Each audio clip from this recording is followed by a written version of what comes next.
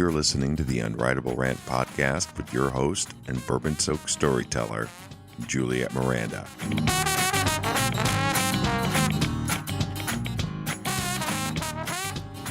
Hey there, y'all. It's Juliet Miranda. Welcome to episode 144 of the Unwritable Rant podcast. I have two stories for y'all today about house guest etiquette and music that makes a moment. But first, let's have a little bit of bourbon. Actually, correction, I'm drinking whiskey today. I'm going to pour myself a glass of Gentleman Jack whiskey. Cheers, y'all. Now, I just want to note that I am drinking this Gentleman Jack for a very specific reason. I'm drinking it in honor of a person that I mention in my second story today. He's a very special man, and I think he will appreciate the fact that this glass is for him. Now, there's not much difference between Gentleman Jack and classic Jack Daniel's whiskey. Technically, the difference comes down to Gentleman Jack getting a second charcoal filtration. What this does is just kind of mellow out that raw flavor a little bit. So it makes Gentleman Jack more smooth and definitely more sweet. It's very big on caramel. I will admit that Jack Daniel's is rarely my first choice of whiskey, but I do have a little bit of nostalgic affection for it. I mean, considering how much of it I drank before I started exploring other whiskeys. And as you'll come to find a little later in this episode, some things are just perfectly suited for a moment, especially in the summer. So my guy and I were out shopping the other day, and after we had loaded up the trunk with all of our crap, my guy walks to the side of the car, and he opens the door for me. This is something that he has done since the day we met, and I've always loved it. But as he did it this time, I noticed that there was a woman at the car next to us, and she tells her daughter, "You don't need anyone to open your door." I have to admit that made me feel a little sad. I mean, I appreciated her sentiment, I did. It just seemed a little extreme to me. Now, I'm not going to get into a whole thing here about chivalry, but I will say that as I get older and crankier and far more inclined to tell everyone, not just kids, to get the fuck off my lawn, I have noticed a definite decline in the general manners and etiquette of people everywhere. And this is a shame. Me, I was definitely raised on traditional Emily Post, which, believe me, goes well beyond knowing which fork to use. There are layers upon layers of old-school courtesies that my mom taught me. And although I know that a lot of them just aren't in fashion anymore, I still continue to practice them because I just find it nice. And of all of the things that I've learned from my mom and Emily Post, I think one of the most useful etiquette skills has been knowing how to be a good house guest. I mean, at the very least, it's kept my guy and I from wearing out our welcome with our friends, Mongo and the Dish. In fact, we just spent 4th of July week with them at their cabin in Michigan. I always laugh when we are packing for one of these trips. My guy and I will load up bottles upon bottles of bourbon and absinthe and vodka, as if it were a zombie apocalypse and not a couple of days in the woods. And it's not even like we're all that deep in the woods. I mean, hell, there's a bar just a few blocks away. But it all comes down to being a good guest. Because I'll tell you, I have found that it is best to start any trip off really strong and full of good cheer and lots of gifts. Because the reality is, the more we drink, the less likely we are to demonstrate good manners. We're 4 adults on vacation, and we're free from distractions like cell service and television. So what would you expect from us? I mean, really, anything is possible, especially trouble.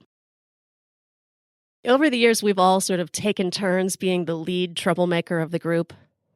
And we never really know who it's going to be from trip to trip. It just sort of happens. Kind of like throwing a handful of ravioli in a pot of boiling bourbon and seeing which one of us rises to the top first. And I have certainly had my turn. Like a few years ago when I dramatically overindulged in the inglorious combination of absinthe and champagne. The drink is called Death in the Afternoon, and it was named by Ernest Hemingway, whom I really should have listened to. If there's anybody in the world who knows booze, it's gonna be Hemingway. But damn it, some cocktails just go down all too easy. After the first few, I may have actually started to channel Hemingway a little bit. At least in that I had decided to torture my poor friends and my guy by giving them a dramatic reading of a passage in a book that I was writing at the time. Ugh. Oh, y'all. I don't even like admitting to that. It is something that I had never done and something I will never do again. First, because it's just plain obnoxious. Sort of like playing your own band's CD at a party. But also, because when I've had a fair amount of booze, I slur my words. I read somewhere that slurring is the cursive of speech. And if that is true, my oration must have resembled a doctor's prescription pad. Despite having words right in front of me, I just sprawled over every sentence and made an unintelligible mess of what I was confident was glorious prose.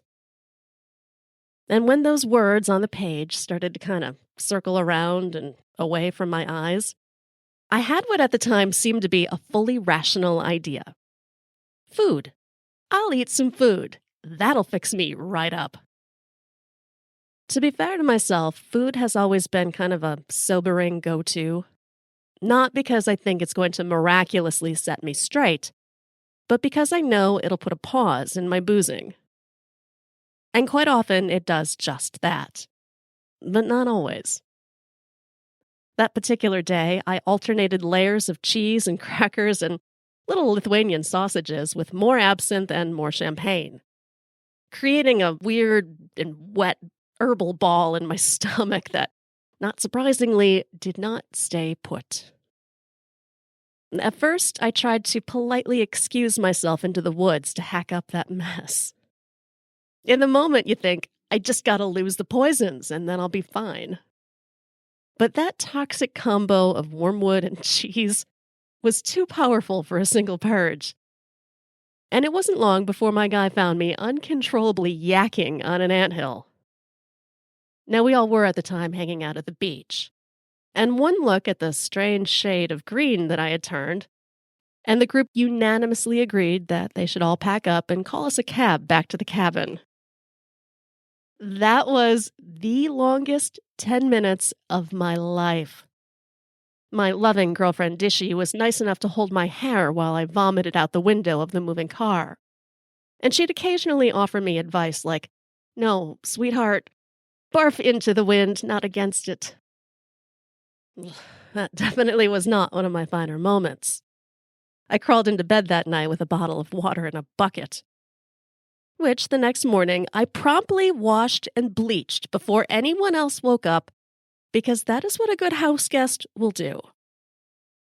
Mongo and Dishy have both had their turns in the cracked spotlight too, but this most recent time around, it was my guy's chance to shine. My guy will never, ever admit to this, but I think he's a little bit of a firebug. I do. You get a couple of cocktails in the guy, and I swear his eyes just light up when confronted with Bernie things. Which makes the 4th of July absolutely his holiday. Every year, the four of us will venture out of the woods and find a tent on the outskirts of a cornfield where we can shop for fireworks. And every year, the same toothless tent guy will greet us.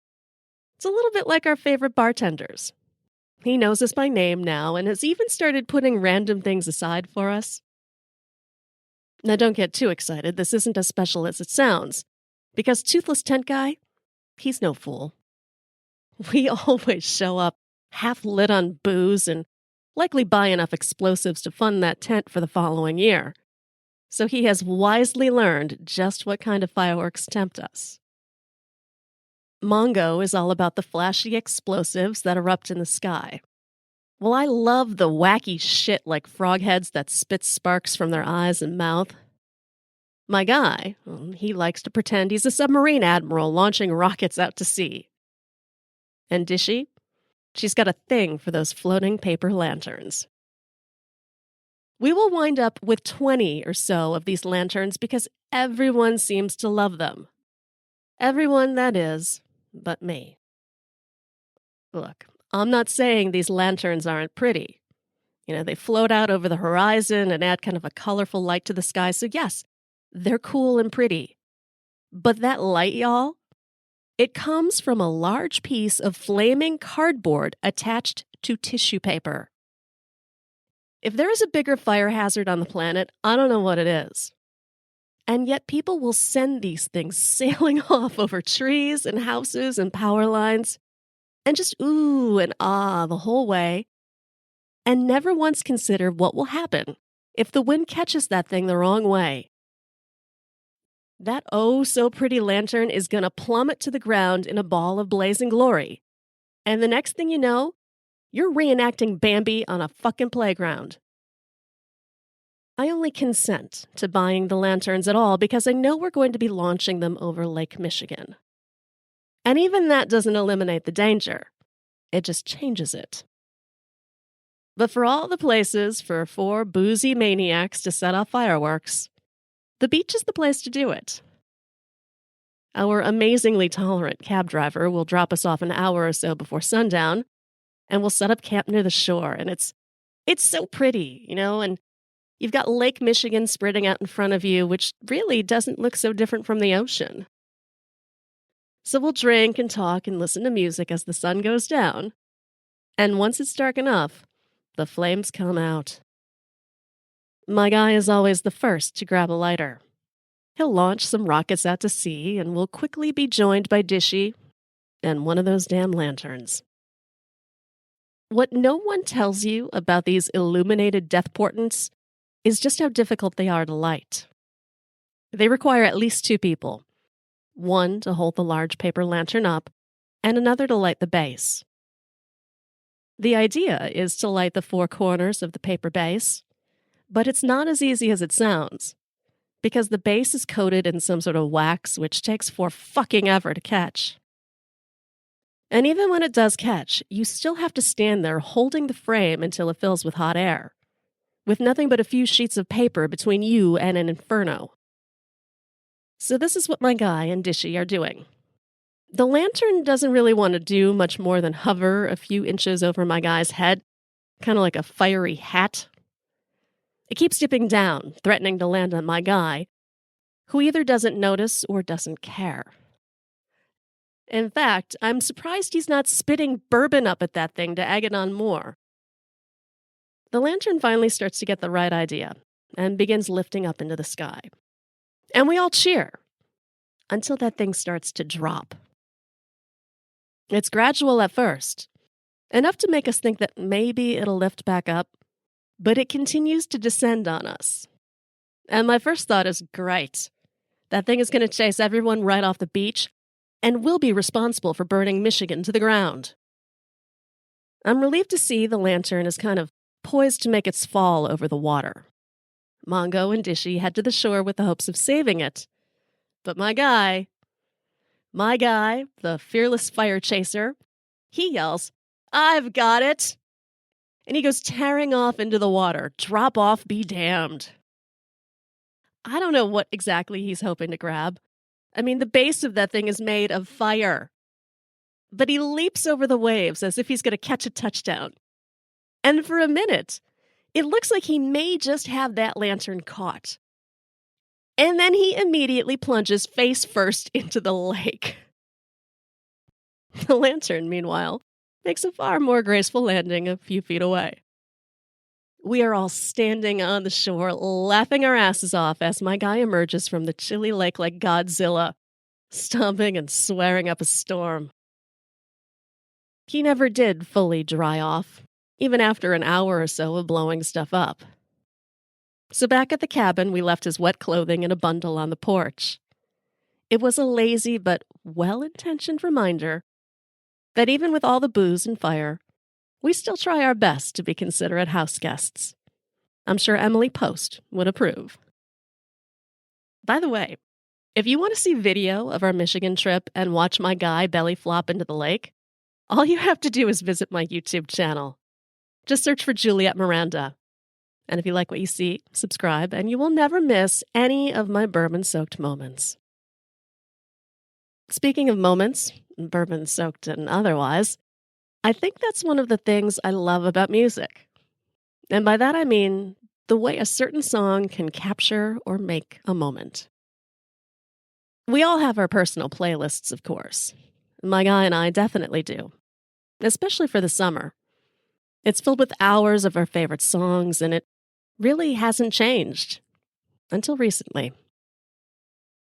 No trip to visit Mongo and Dishy in Michigan would be complete without a stop at what is easily the diviest of all dives, the Howler Monkey Bar.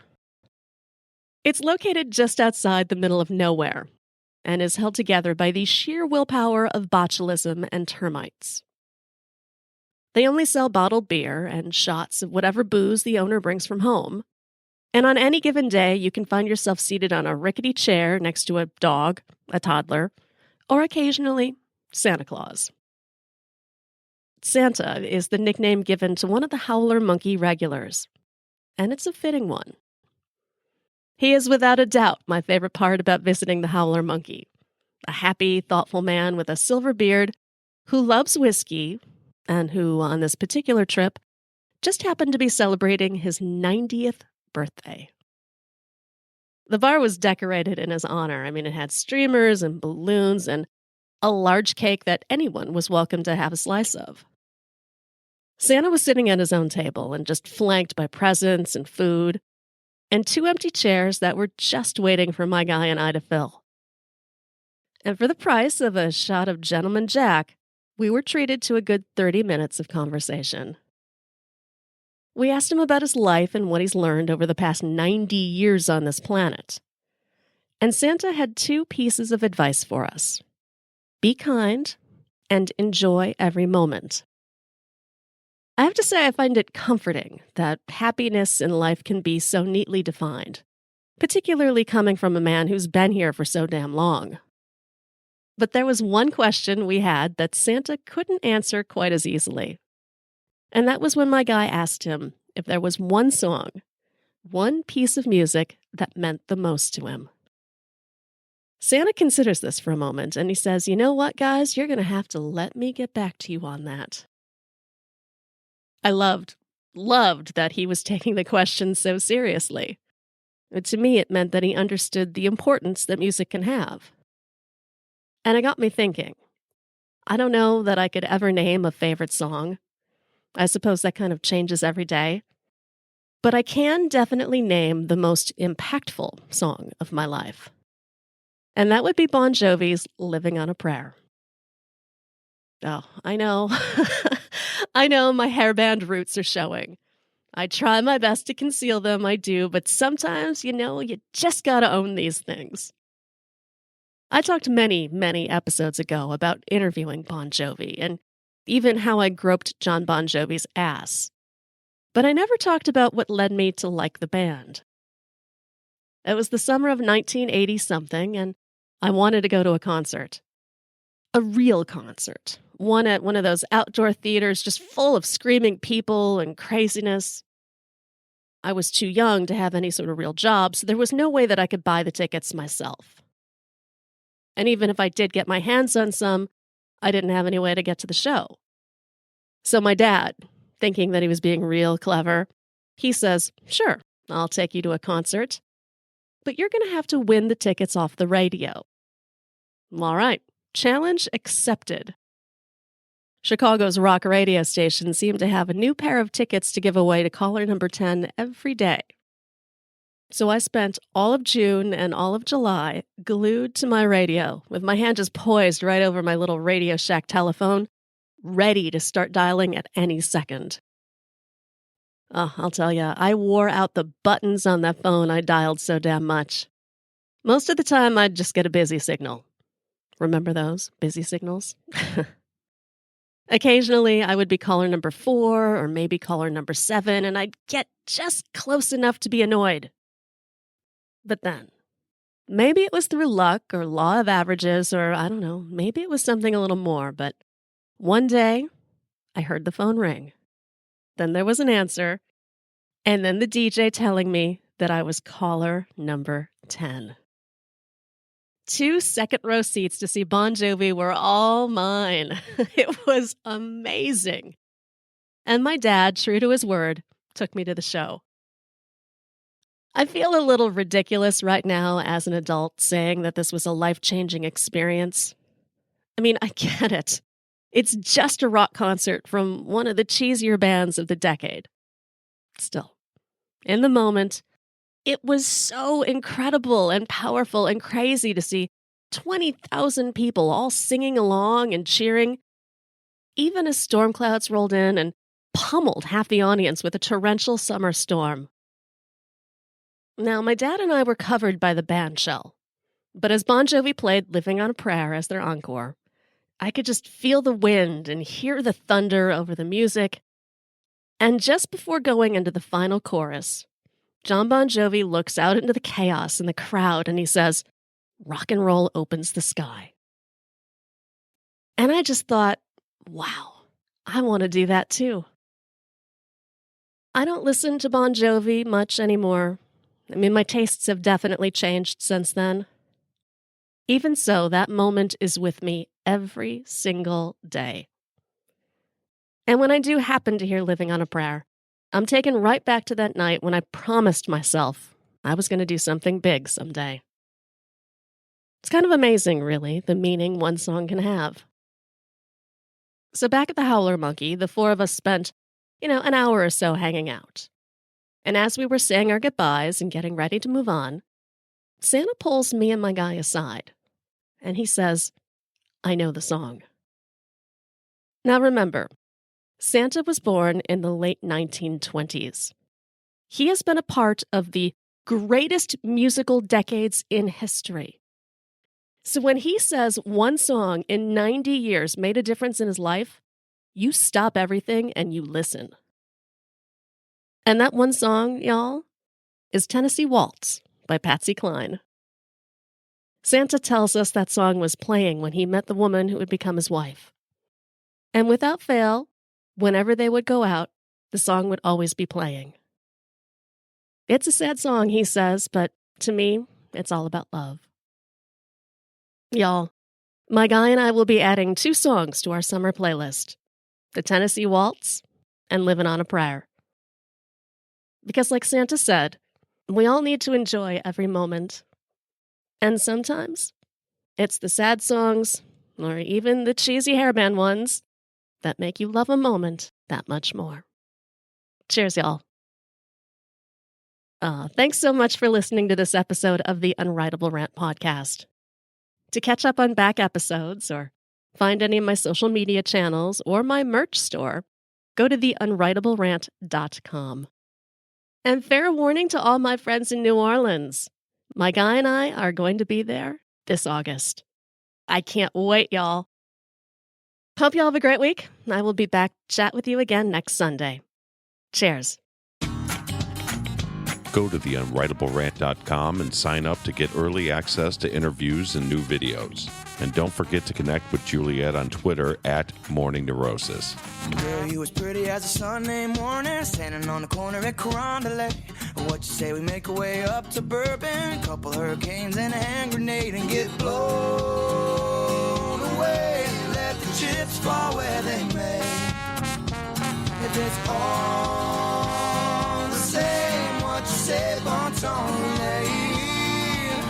hey, pretty mama, I can smell the gumbo. Sweetest taste of honeysuckle on my lips. Good God Almighty, I can hear the trombone. Every heart ought to beat to a rhythm like this. Come a little closer, honey, let me hold you. Nothing tastes better than a bourbon kiss. You can be the flower on my magnolia. Every heart ought to beat to a rhythm like this.